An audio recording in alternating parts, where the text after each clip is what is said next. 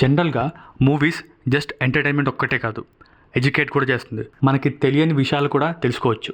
కొన్ని movies which are based on or inspired by truly incredible events, అలాంటి movies. అందులోనూ patriotic movies, army based movies అంటే ఆ ఫీలే వేరు. చాలా ఇన్స్పైరింగ్ క్యారెక్టర్స్ ఇన్స్టంట్ మోటివేషన్ ఇస్తాయి. అలాంటి discipline characters. Example major movie. Last ఇయర్లో ఒక మూవీ వచ్చింది 120 బహదూర్ అని. ధురంధర్ మూవీ రిలీజ్ అయ్యే 2 వీక్స్ ముందు ఈ మూవీ రిలీజ్ అయింది. One of the beautiful movie and అందరూ చూడాల్సిన మూవీ. ఎందుకంటే కొన్ని గ్రేట్ స్టోరీస్ ఎప్పటికీ బయటికి రావు, కానీ వచ్చినప్పుడు మాత్రం వాటిని అస్సలు ఇగ్నోర్ చేయకూడదు. అండ్ మెయిన్లీ ఈ మూవీకి రావాల్సిన రికగ్నిషన్ అయితే రాలేదు అని నా ఫీలింగ్. ఈ మూవీ ఒక ట్రూ స్టోరీ పైన బేస్ అయి ఉంది. Battle of Rezang La 1962 Sino Indian war అప్పుడుది. ఈ మూవీ 120 ఇంక్రెడిబుల్ బ్రేవ్ ఇండియన్ సోల్జర్స్ది. అండ్ ఆ 120 soldiers Charlie company 13 Kumaon regiment వాళ్ళు. అండ్ ఈ రెజిమెంట్ని లీడ్ చేసేది major Shaitan Singh. Thousands of Chinese troops అగేన్స్ట్గా ఫైట్ చేశారు. జస్ట్ ఇమాజిన్, మీరు 18,000 feet అబవ్ సీ లెవెల్ ఉన్నారనుకోండి. లడాఖ్లో -10 degree ఫ్రీజింగ్ కోల్డ్. అది ఎయిర్ ఎంత థిన్గా ఉంటుందంటే ఊపిరి కూడా సరిగ్గా తీసుకోలేరు. అండ్ మీ దగ్గర హెవీ ఆర్టిలరీ సపోర్ట్ కూడా ఉండదు. అప్పుడు సడన్లీ 3,000 ఎనిమీ సోల్జర్స్ మీ వైపు రావడం చూస్తారు.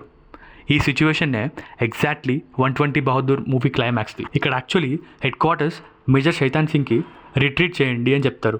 ఎందుకంటే సిచ్యువేషన్ చేయి దాటిపోయింది అని. మేజర్ శైతాన్ సింగ్ వాళ్ళ ట్రూప్ మెంబర్స్ని అడుగుతారు డిసిజన్ ఏంటి అని. అందరూ డిసిజన్ అయితే అక్కడే ఉండి ఫైట్ చేద్దామని అంటారు. లాస్ట్ మనిషి, లాస్ట్ బుల్లెట్ వరకు ఫైట్ చేద్దామని చెప్తారు.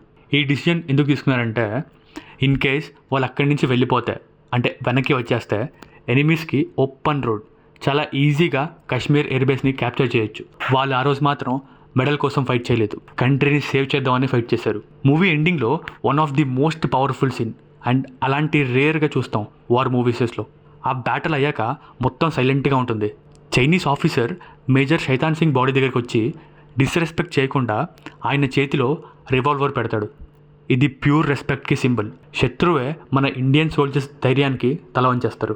బ్రేవరీకి బార్డర్సే లేదు అని చూపిస్తుంది. చైనీస్ వాళ్ళకి తెలుసు ఆ 120 మెంబర్స్ ఎలా టైగర్స్లా ఫైట్ చేశారో, అది కూడా వాళ్ళకన్నా 20 times పెద్ద ఆర్మీ అగేన్స్ట్గా. అండ్ ఈ మూవీ ఫేక్ హ్యాపీ ఎండింగ్ అయితే ఇవ్వదు, హార్డ్ బిట్టర్ ట్రూతే చూపిస్తుంది.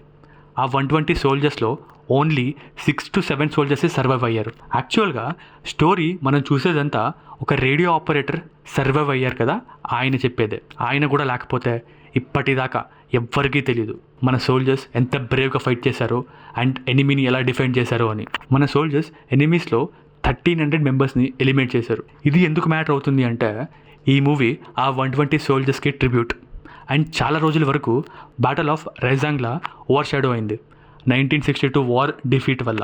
ఈ మూవీ ఆ మిస్టేక్ని కొంచెం కరెక్షన్ చేస్తుంది. వార్ ఓడిపోయినా మన సోల్జర్స్వి కొన్ని బ్యాటిల్స్ మాత్రం absolutely invincible. Major Shaitan సింగ్కి Param Bir చక్ర ఇచ్చారు. అండ్ ఆ మూవీలో చూపించినట్టు ఆ 120 సోల్జర్స్ అందరూ హీరోసే.